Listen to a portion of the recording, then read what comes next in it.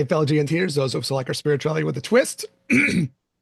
Daniel's giving me this grin, trying to get me to fuck this shit up, Fuck as yeah. every week. He goes, one, he goes, three, two, one, we're gonna start, and he gets this big ass grin on his face. That's Or not right. even that big ass, just kind of subtle. All right.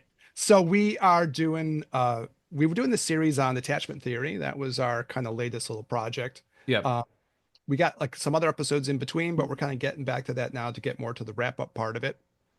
We had done one episode where we kind of looked at the sort of initial experiments around this with kids to get where people got the idea going. Yeah.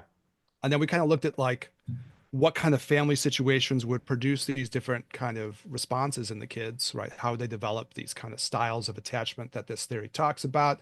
And now we're going to trace it into adulthood and look at like what happens to adult folks with this. Yeah. And we'll try to tie it back up to like how we think this connects back to Tantra, spirituality, Taoist, Buddhist, Sufi kind of stuff. We'll kind of kick it around Yeah. the context of the big picture of what we'd like to talk about on Jin and Tantra, spirituality with a twist. But before that, I got to say the things now at the beginning, which is do the liking and the subscribing and all the good stuff. Daniel will do it at the end as well, but we agreed to do it at the beginning too. That's right. And it's like it's so funny because we hear it over and over again, but we all have to ask people to do it because what helps things grow and defeat the evil algorithm that we're all working to defeat, Right. right? The Maya evil delusion goddess of the algorithm that's trying to enslave us all. So to help us overcome it, little like, little subscribe, maybe, and like try to help get these things out to people. Yeah. All right, attachment theory into adulthood.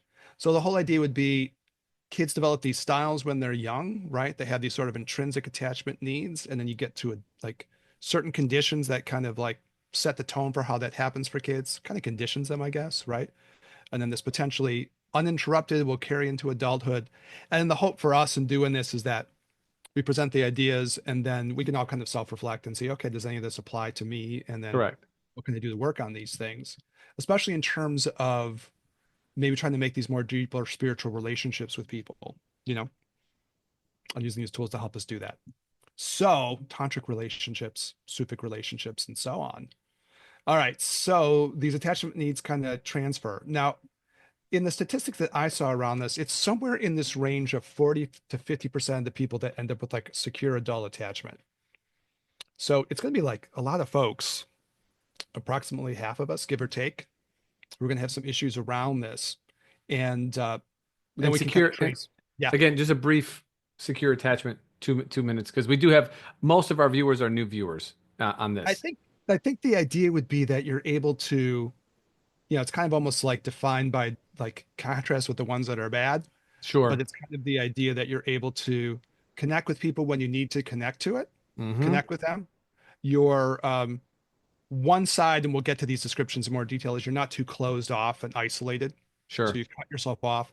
The other side, it's kind of like you're not too like wrapped up in feelings of insecurity and need Mm-hmm. that lead to kind of maybe more desperate feelings almost, right? Or more Mm-hmm. attention seeking behaviors Mm-hmm. where it's forced. And the last one's really interesting where it gets kind of disorganized, where people kind of don't know what to do with themselves and they flit around between these styles, right? Yeah. Yeah. I think the phrase I want to get back to, or the phrases I like to get back to later on for me personally that matter a lot, maybe once we're done with it, the whole kind of descriptions of the different subtypes would be this idea of having a safe haven, the ability to make secure space for yourself Mm-hmm. to get that part of the needs met. And then the idea of like having a secure base, which is almost like an exploratory base. Like you'd have a base and you're able to go out and explore the world from that Right. base. And we're able, if you're able to find both of these. So I suppose in the secure attachment thing, you're able to get both of these kind of set up in some ways. Yeah. Otherwise, the idea would be that you're going to have more troubles with relationships. There's like definitely research of like poor relationship satisfaction, chaotic attachments, all this kind of stuff. So Yeah, and I find that these come up in particular as an extension, of the episode that I did on these things with Phaedra, and what we have done, a couple weeks ago now. yeah. But these really show up during arguments, or during conflict in most, what I find Mhm. most acutely, right? And so, like, and when we talked a couple weeks ago about the attachment styles that were observed during childhood when the parent or the primary caregiver left the room, then you saw the secure, the anxious, the avoidant, and then the mixed.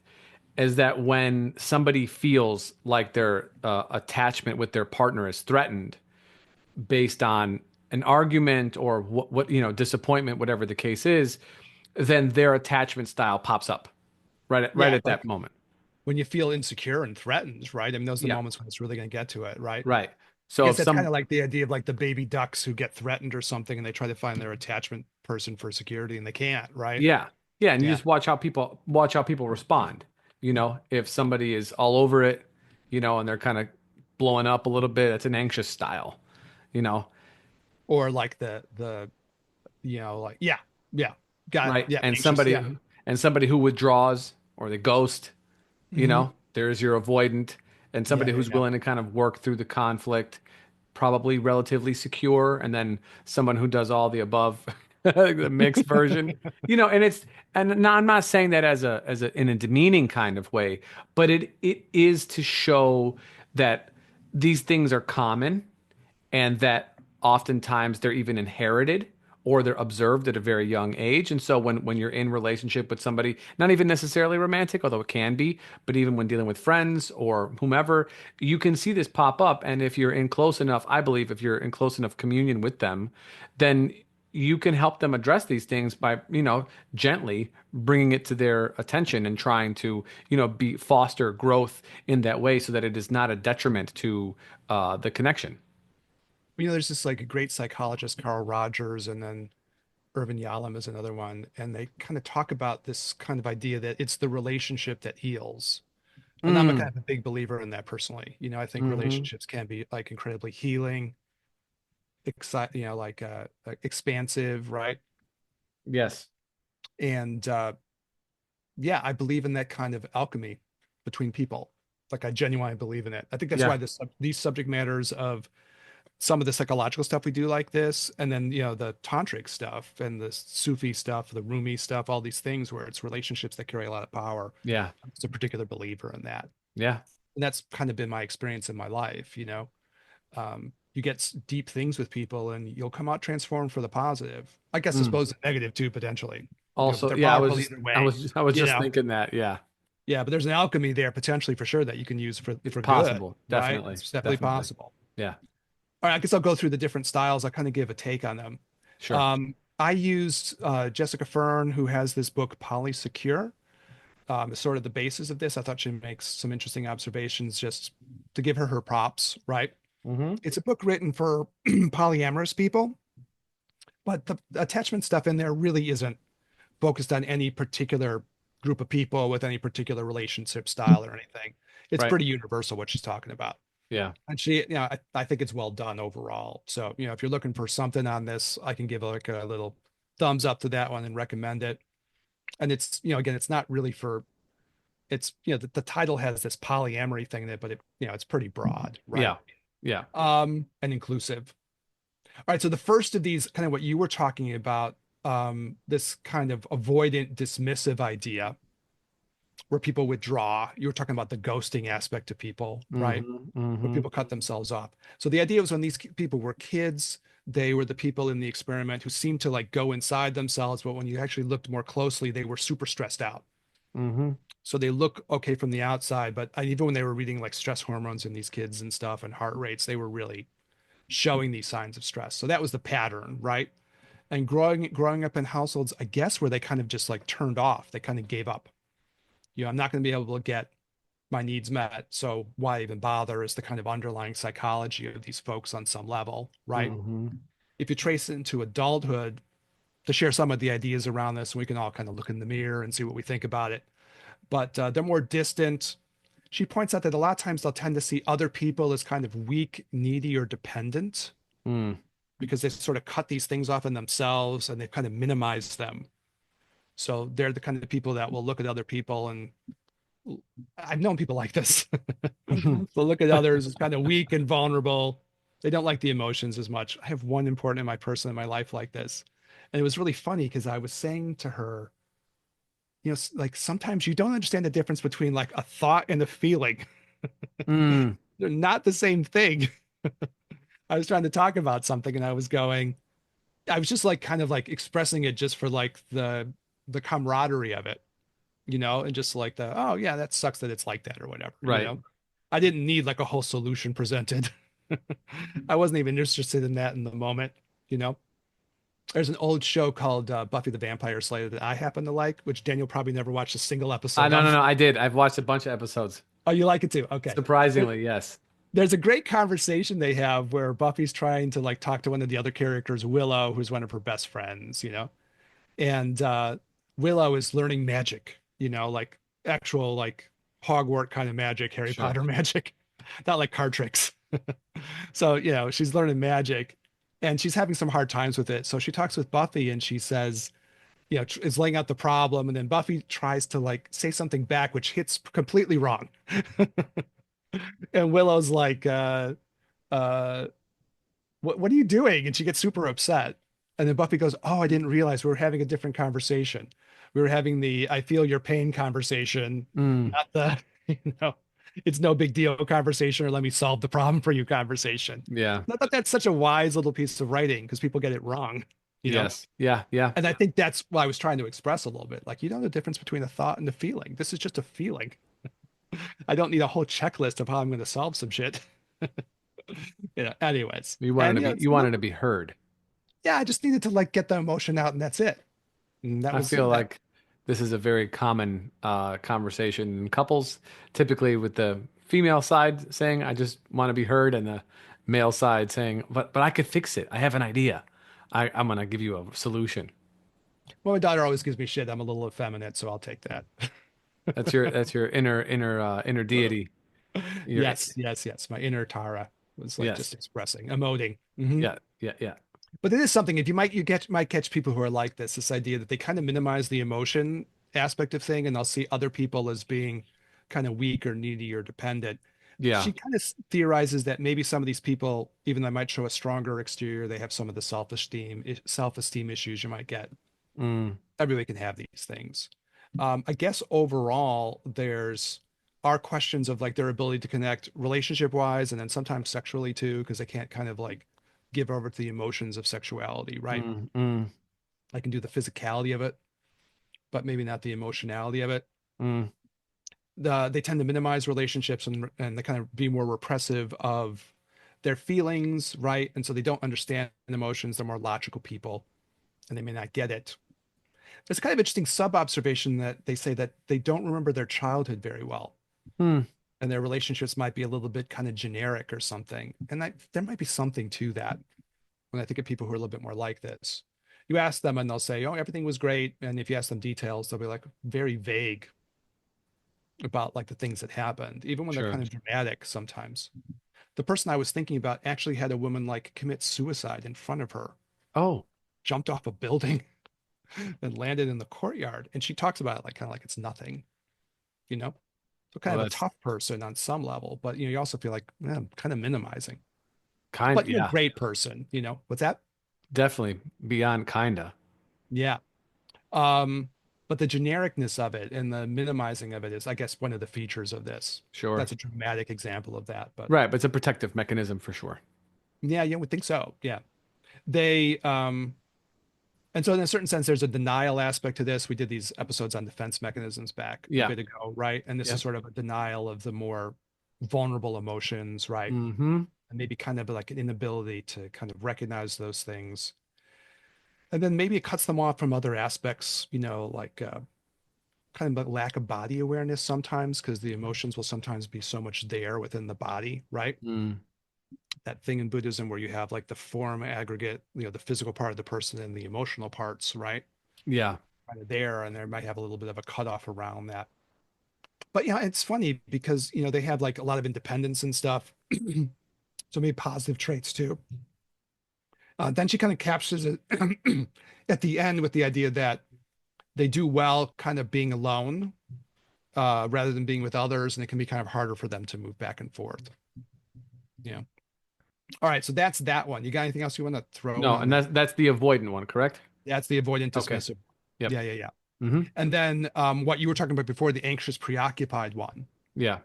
And I think the whole idea is that these folks as kids learned if I make a lot of like gestures to get the attention and the needs met, maybe I'll get them. Yeah. So they like to, it's kind of almost this over anxious reaching out, coming from this kind of vulnerable, insecure place. These would be in your nervous system response. The previous people would be your flight folks, Yeah, I guess that's right. and Yeah, these would be your fawning folks. that probably seems about right to it. Hmm. Yeah. And I guess as a kid, you just learned, yeah, that idea. If I fawn, make noise, cry, whatever, I can get the attention that I need met. Yeah, But unless I make a big sound, it's not going to happen. correct. Yeah.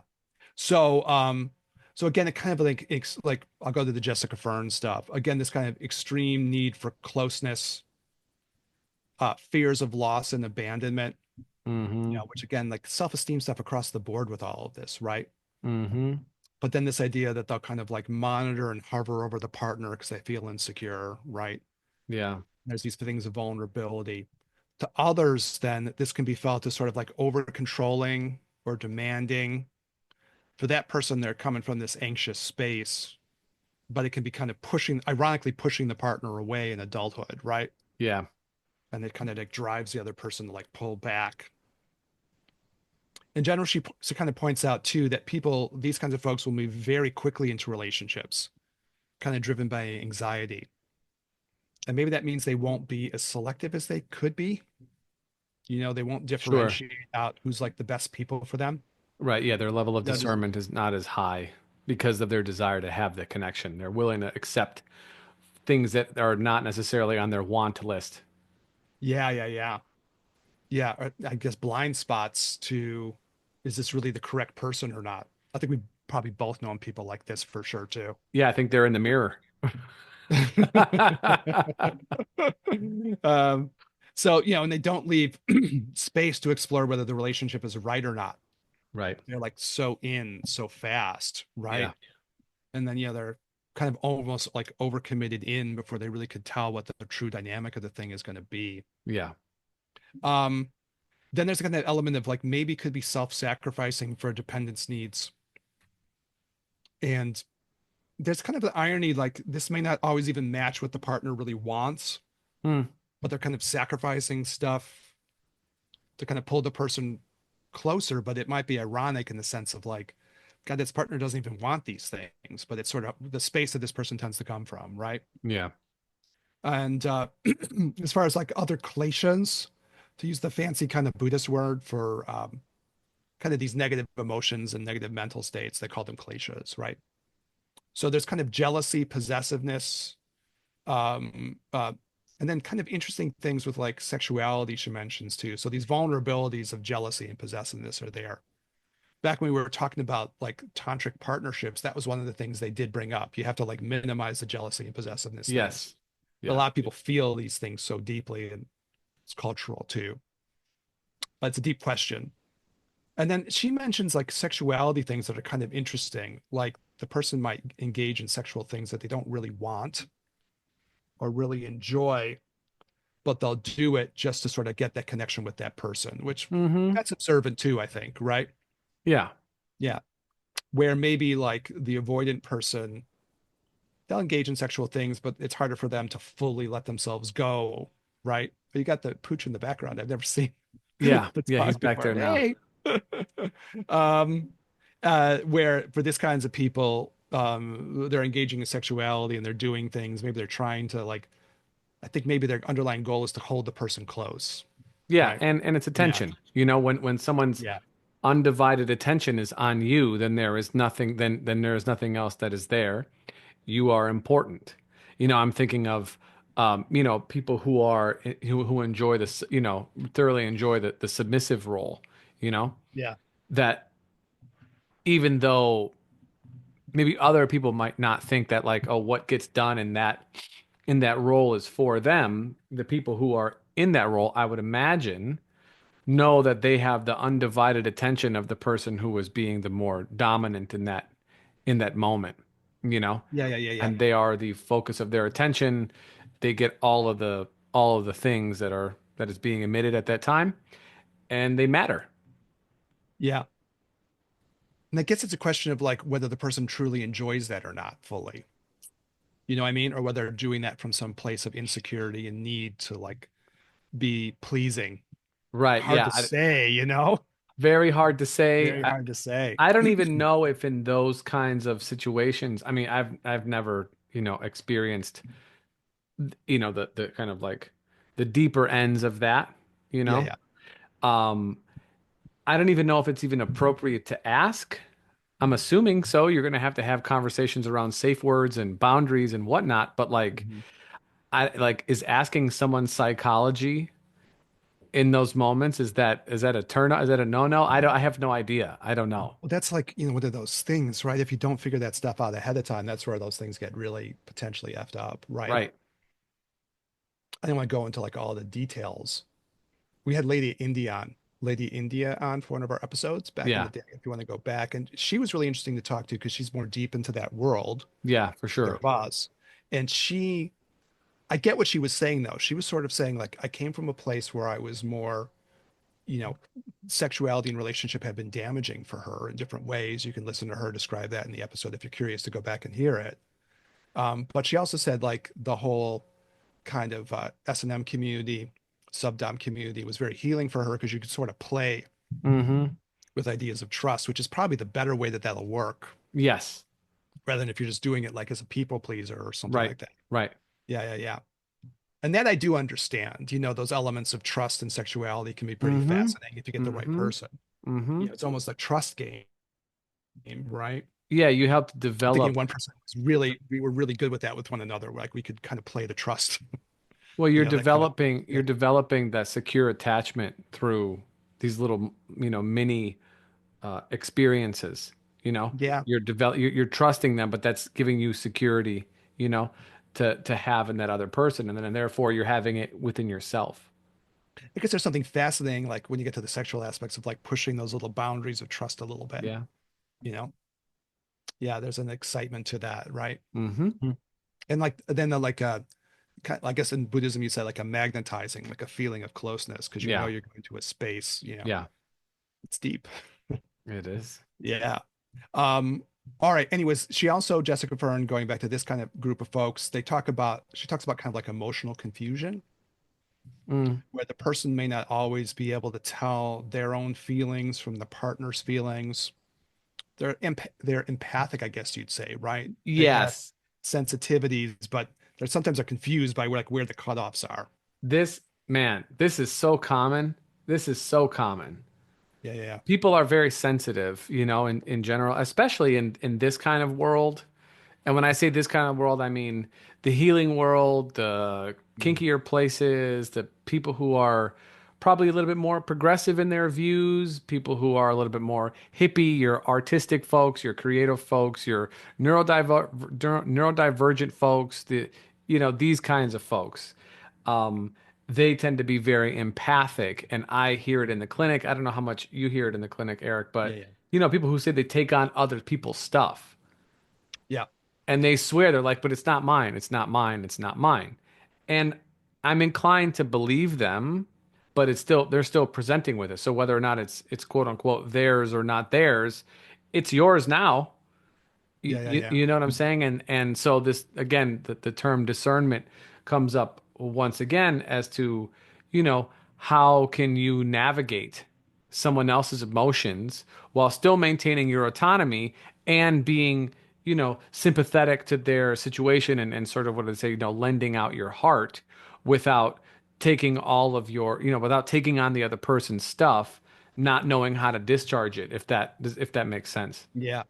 I like the idea of like discernment, which is like a very Buddhist tantric sounding word, right? It has to do Mm. with like the fire element, right? Or the fire phase, right? Mhm. And like that idea of like discernment and fire, like casting light on things, like Yes. casting a light on this. So now I can see and clarify what's going on, right? Hmm.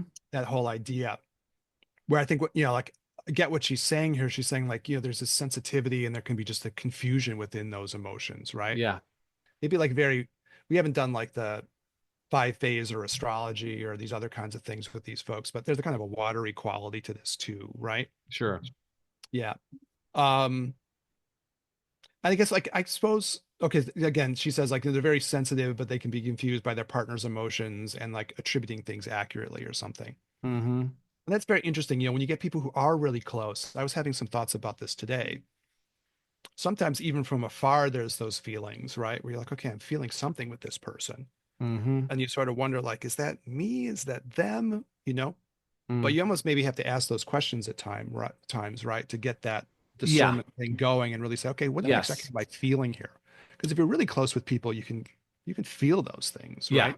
Yeah. And there's a pot, and it's not all negative. I'm not, so for No. people who are listening, I'm not poo-pooing on it. I'm just saying some people are far more sensitive to others. And in relationship, and maybe we're talking currently about like maybe romantic partnerships, but this also goes to friends. And Mhm. if you're talking with somebody and they're going through a rough time, and you hang out with them and you feel drained afterwards, you know well, that can happen. But then, we have to look at the way in which you're engaging with that person, right? Are you engaging with them as their therapist? Are you engaging with them as their friend? Are you really putting yourself in their shoes? Do you need, if you're that sensitive, do you need to do that? Or can you just kind of listen from a compassionate place and not get yourself involved? And on the flip side of that, if it's your romantic partner and you're definitely involved, or it's one of your romantic partners, depending on where you find yourself on the scale, um, Uh, and you are, intimately and emotionally, physically, involved, you're going to feel it. But again, that kind of self check-in with the process, is it yours? Is it theirs? And like you're saying, to do this check-in on a regular basis, because people want to avoid the negative part of this kind of connection for sure, because then they feel like mhm. they're carrying around their partner's grief, and they don't want to do it because we have our own, right? Yeah, yeah, yeah, yeah. But then on the other hand, if you're close with somebody, it is lovely to take out your phone and start texting somebody, and a text message comes through from them. Because you felt them from afar. Yeah. Like Yeah, that's nice. Or you think of something that they mentioned once a long time ago, and boom, now you bring it home, and they were like, I was just thinking about that today. And you're like, yeah, well, here it is.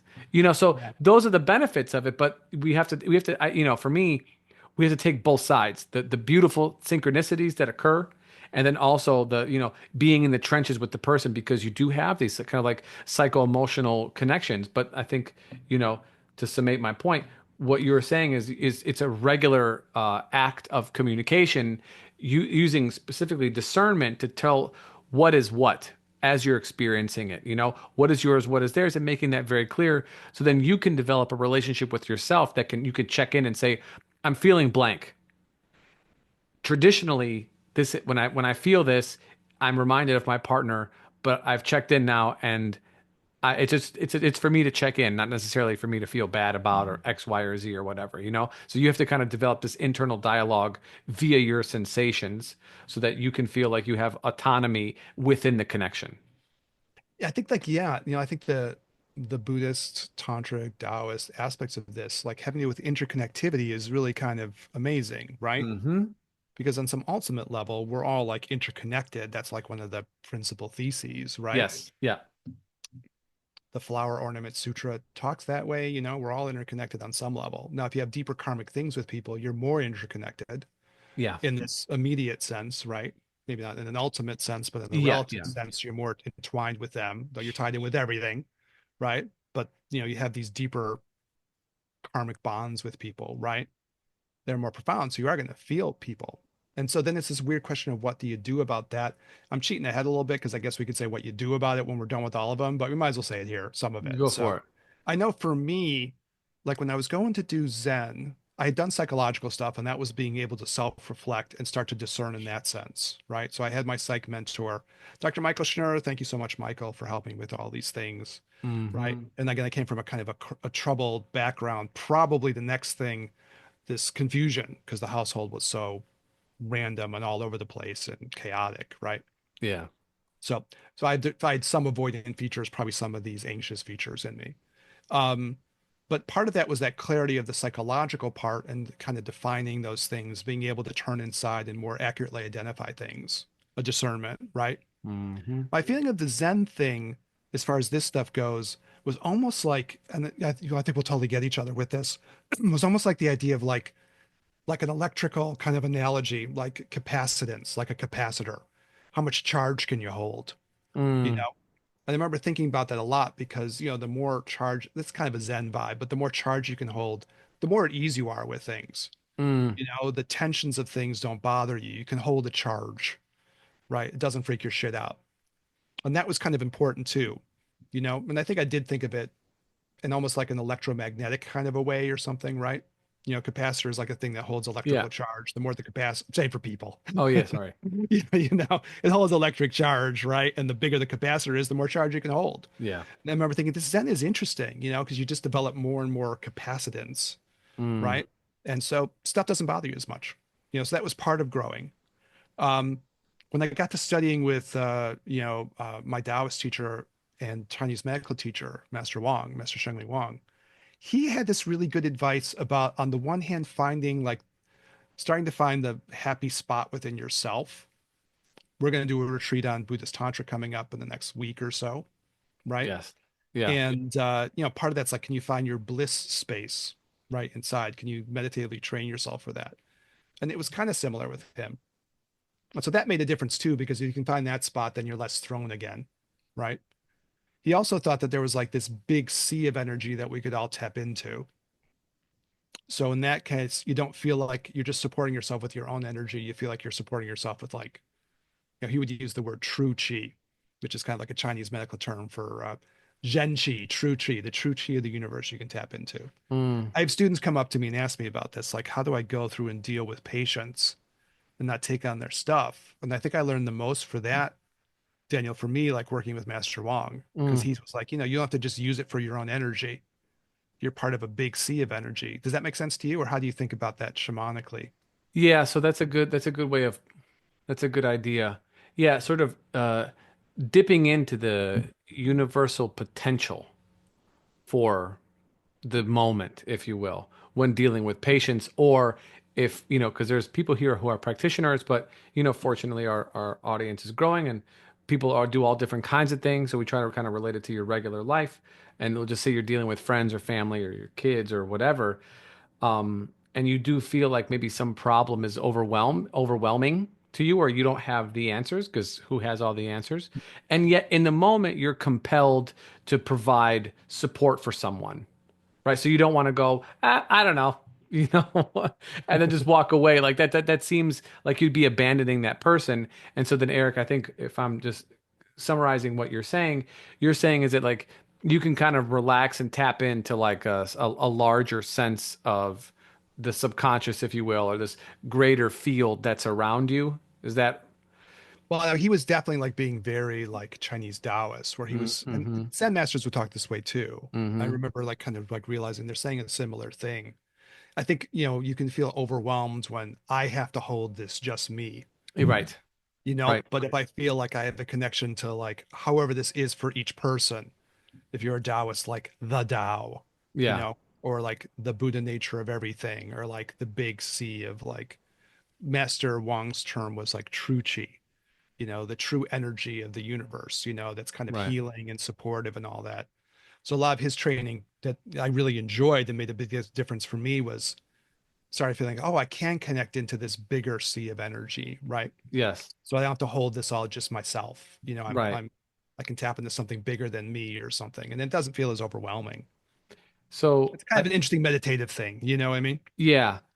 And so you can the answer is you are more than just yourself.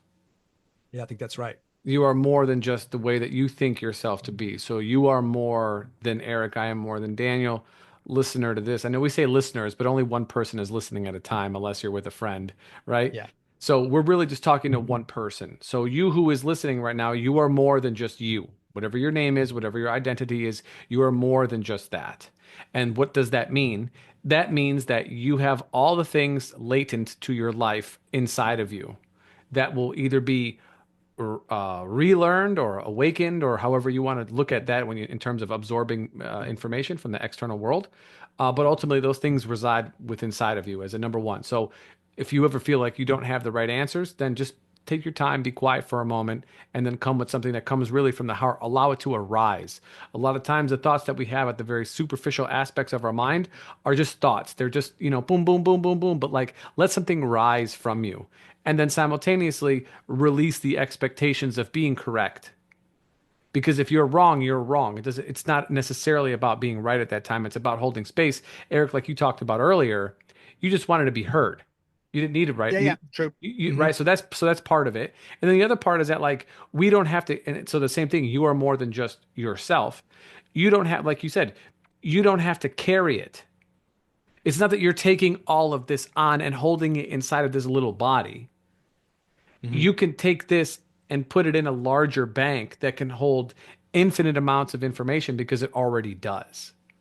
And so therefore it's not all these feelings, this information, this whatever response is not locked with inside of your body. It's held in the infinite container of all possibility, being listened to and responded to by the being who created all of it and its manifestation in this reality via us, if you believe in this way. You know what I'm saying? And so, as the shamanic perspective or as the tantric perspective, you are more than just you in the large sense. You could say you're an emanation of light, of the infinite light of all creation.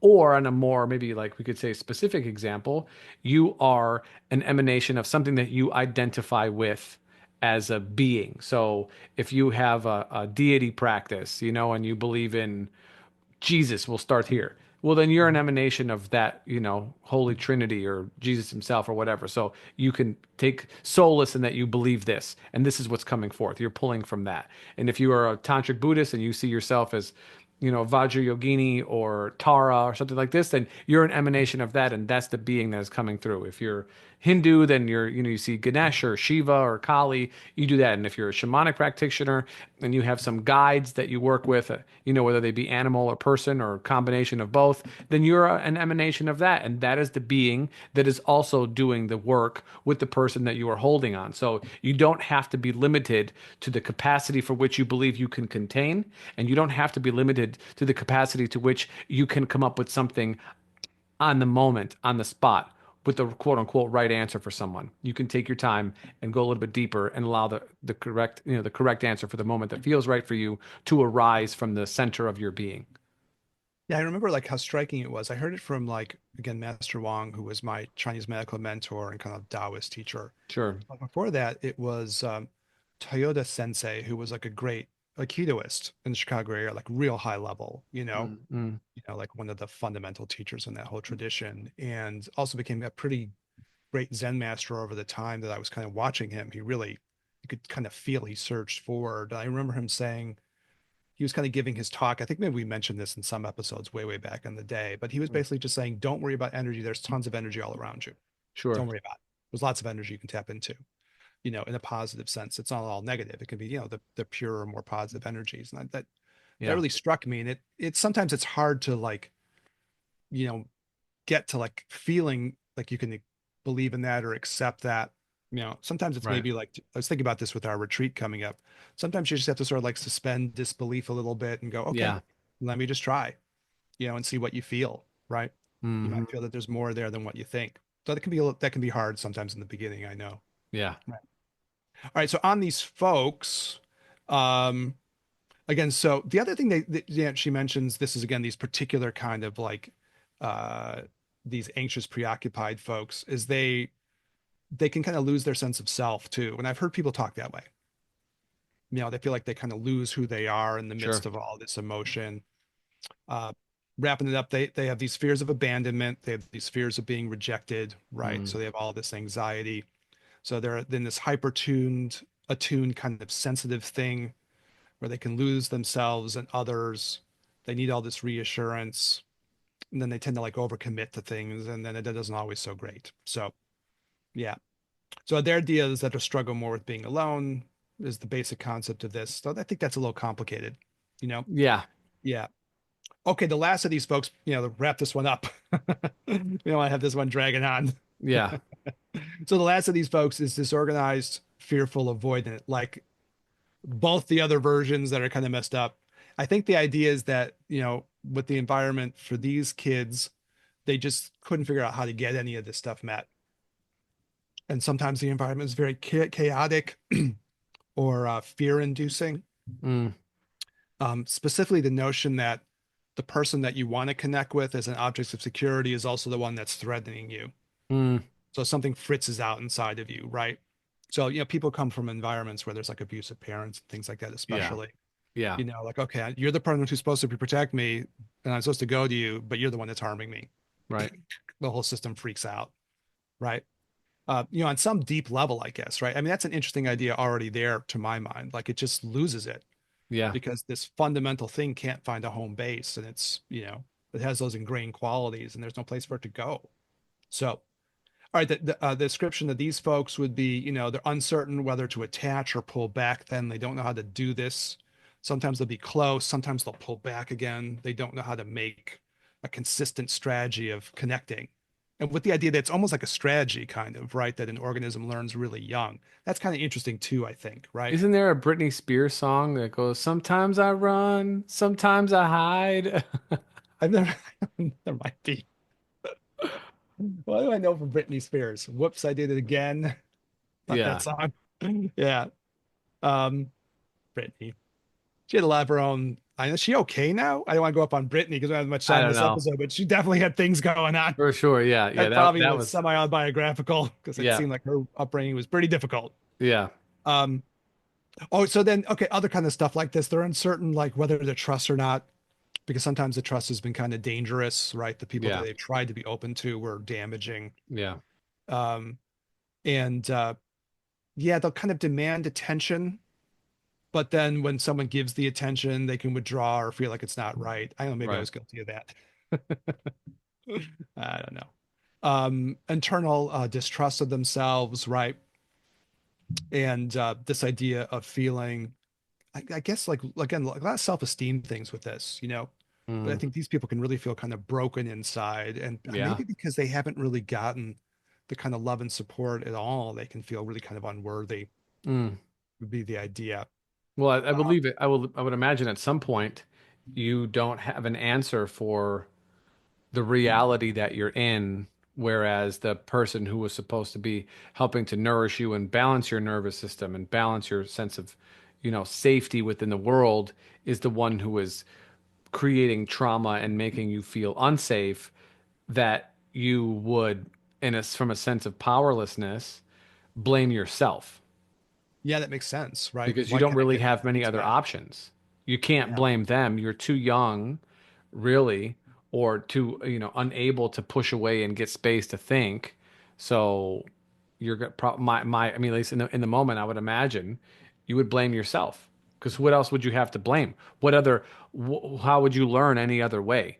Right? Well, the whole feeling of like, and I don't have these things anymore, but I can remember this stuff when I was younger. This whole Yeah. idea of like, well, I guess I'm just not worthy of being loved somehow, like those kinds of feelings, right? Mm-hmm. Mm-hmm. Because obviously these people are supposed to be have nice feelings for me and they're dumping a bunch of shit on me. So I Right. guess that's my fault or like some lack in me, you Right. know? Yeah, that makes total sense. They're kind of like an odd desperation of these things too. It's an odd anecdote, but I can remember like just not sure. This is like being a young kid, and just to show how weird this stuff gets, I was just not sure how to get right attention. And I can Mm. remember like doing this weird thing where I was trying to set up like it looked like I fell off this like dresser thing. Mm-hmm. I laugh now because it seems funny in retrospect. But I had like rigged up this whole thing to make it look like I had fallen. And I was going to lay on the ground under the debris of this accident to see if I could get people to respond in some way. And I think I laid there for a while and nobody came. So the whole setup was just like me laying under like a false kind of like I'd fallen under all these things, like symbolic. And then at a certain amount of time, I realized like, well, nobody's coming. And then I also had some part of me that was like, well, this is kind of ridiculous, even though I was like maybe 6 or 7 years old. I realized like, okay, and I just cleaned all the shit up. But it was this kind of like, and I look back at it when I was, reading this, doing our research, kind of rereading this book about this, and I was thinking, oh yeah, I had some of those weird qualities, Mm. as a kid. And anyways, I don't feel those things as an adult, and I could not like I don't feel sad about, the people, adults around me who were difficult. I'm over all that, and I think you can heal from these things, which is positive. But I could reflect back and go like, yeah, that was pretty just strange. Well, in adulthood, Eric, they might call these a damsel in distress.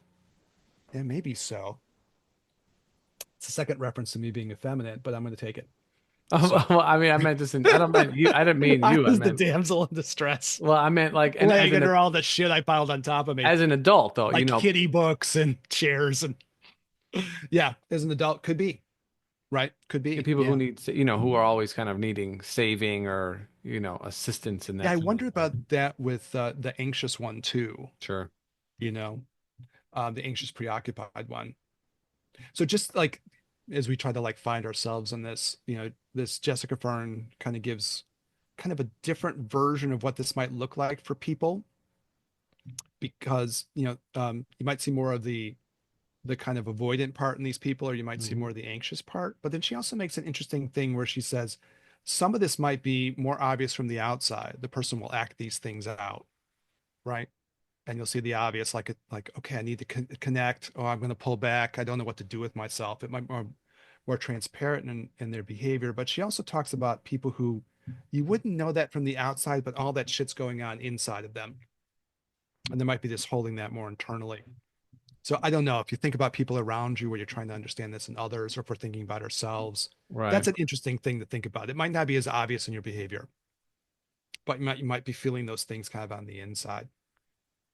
So, anyways, a lot of like, I think what you brought up earlier, Daniel, too, and this applies to all of these, was sort of the situational aspects of this, right? So you were talking about like in an argument or in conflict, right? You might see Hmm. some of these things pop up. You Hmm. realize, oh, this is that part of me, right? So we could talk about that with like all of them, but I think, she specifically mentions it with this one too, where some people might go situationally disorganized when you feel like you're under stress or you're uncertain about your connection with the person, and it like triggers all this crap in you, Yeah. comes out, and then you're like, well, that was odd. Like, why did that happen to me under these circumstances? If the argument is good enough, if it's strong enough, you're going to Yeah. feel that way for sure. And I guess you go back, what you were saying, you go back to whatever the one is, like the habitual one, Yes. the one that's kind of the home base. Yeah, for sure. I guess we'll do more of the tantra of this next time. Yeah. But it's interesting then, like the situationalness of this, because I can still sometimes feel that. Like, and this might be something to think about if you when you are interacting with other people, if you have this sort of concepts in your head, it can be helpful Yeah. because you can kind of go like, oh, this person is really avoidant and I show anxious, preoccupied things under stress. That means I'm going to be searching for them to, connect with me somehow, and they're not going to want to do it. Right. And they're going to pull back, and this is going to escalate, you know? Yes. So sometimes like understanding these things is like kind of good. You can kind of Yeah. see it in others, right? Yeah, it's the first, we talk about this all the time, but it is the way in which you can find yourself to not be as, I guess, identified with unconscious processes that are always being played out, and especially when the situation is with more stress. Yeah. And you can find yourself not, to be more who you want to be. I don't think that like a couple that has an anxious person and an avoidant person want to constantly play out that exact same drama over and Yeah. over and over again, where the anxious person is reaching out, looking for something, looking, I need, and the avoidant person's like, oh, are we done? Yeah. Like can we move on? I'm gonna go watch TV. You know what I mean? Maybe this will be better by the time I get back, or I'm gonna Yeah. take a drive, whatever. Because it doesn't work, and over a long period of time, it won't work. Someone is gonna have to make a sacrifice for their deep sacrifice of their happiness in order to keep this thing going if the dynamic isn't changed. So I think part of this thing that we're doing is always, liberation through hearing, right? Through kind of like Yeah. Yeah. Yeah. education, if you will, you know? And I Yeah. love this quote from Marcel Proust, it says, why have we been abandoned? And we identify the reasons for our discomforts. Because it doesn't necessarily absolve us of our pain, but it can form the basis of recovery by assuring us that we are not uniquely cursed. I know I said that a few weeks ago, Yeah, yeah, we were talking about that. Yeah. but it still resonates, because it's talking about freeing yourself through learning. Yeah. I guess like, we get to the end of it. I think Jessica Fern makes a point about this too, which is like you don't want to over identify with like your attachment style. She says some No. people will do that. I'm an avoidant, person. I'm a disorganized person and so on. I mean, that's not healthy, right? You get too rigid in that. But there is something about like, you have this is the like in like spiritual path kind of stuff, what they call expedient means, right? Yeah. You have tools to help you understand what's going Yes. on around you that you can go, oh, well, wait a minute. I learned this set of ideas. This person's really acting anxious, avoidant. Okay. That means inside they're probably really stressed out, Mm-hmm. right? So I should understand it about them. They look like they're non-responsive, but really inside their heart rate's probably going, Mm-hmm. their cortisol levels are rising. Mm-hmm. Their shit's all freaked out, even though they're not showing it on the outside. Okay, I understand. And I'm a person who needs a lot of attention, or vice versa, whatever it is. You Sure. can start to understand this in others. The only last thing I guess is, before we close up, what I really like about these kind of conversations too, that I think is important in our like spirituality things, and we've done this right before, but sometimes when people talk about getting over stuff, especially like the kleshas and the negative emotions, they use these super like mundane situations that have like no punch to them or kick to them at all. I'm mad in traffic is like the cliche that you always hear. So I need to get over my negative emotions by not being mad in traffic, which is probably true. But Yeah. like, let's get serious. That's not when these things really come up, right? They come up in these situations, right? Right. The ones where you really have to understand yourself in the moments where things are like there's much more on the line and much more at stake. I got a pet peeve about that. But I was just thinking about that now. We're really talking about like some of the most intense experiences you're going to have in your whole life potentially. Yeah. You talk about your really serious arguments with people Yeah. where these things are on the line, right? Those are some of the most challenging things you're going to have. And that's where you want to be able to use the tools that you got and also Mm. find yourself in those situations and, bring out the best of it, right? Mm-hmm. And then you evolve and change, right? Those are the moments of transformation, right? Opportunities. Yes. Yeah, opportunities, even though it's not the most pleasant way, right? Exactly. All right, I get seems good to me. Seem good to you? Yeah, I think so. Awesome. Maybe we'll just do one more thing on that just to kind of do the tantra of it, tie it all in. But we've done some of that, but looks good. Yeah. Yep. That Cool. sounds good. All Sounds right. good to me. Well, Eric, Thanks, thank Daniel. you. Thanks so much as always. Appreciate You. the hopping on the ship and doing the thing. Audience, thank you so much for listening. One listener right now, or maybe you and a friend. Thanks for tuning in. You know, like, subscribe, or just subscribe, like, don't like, that doesn't really matter. I mean, everything helps, in the algorithm of the world, but we appreciate all the love for sure. If you have been tuning into the channel for a little bit and you haven't subscribed yet, it helps us grow. It's completely free to you. We don't ask for any money from anybody, so this is just a matter of love for us. It's a passion project for sure, one that we probably will never be out of passion for. But we do somehow find more energy and more passion when people are engaged a little bit. So leave a comment if you have a question, or feel free to hit us up, ginandtantra@gmail.com, or slide into our DMs on on the gram, as the kids call it, the IG. What's happening with you? Gin and Tantra podcast on the old IG. Send us a message. We'll get back to you for sure. And if you know us personally, send us a text message, messenger pigeon, or smoke signals. We'll definitely we'll holler back for sure. For Eric, this is Daniel, I think. Last time I checked. We'll catch you guys in the next one. Peace.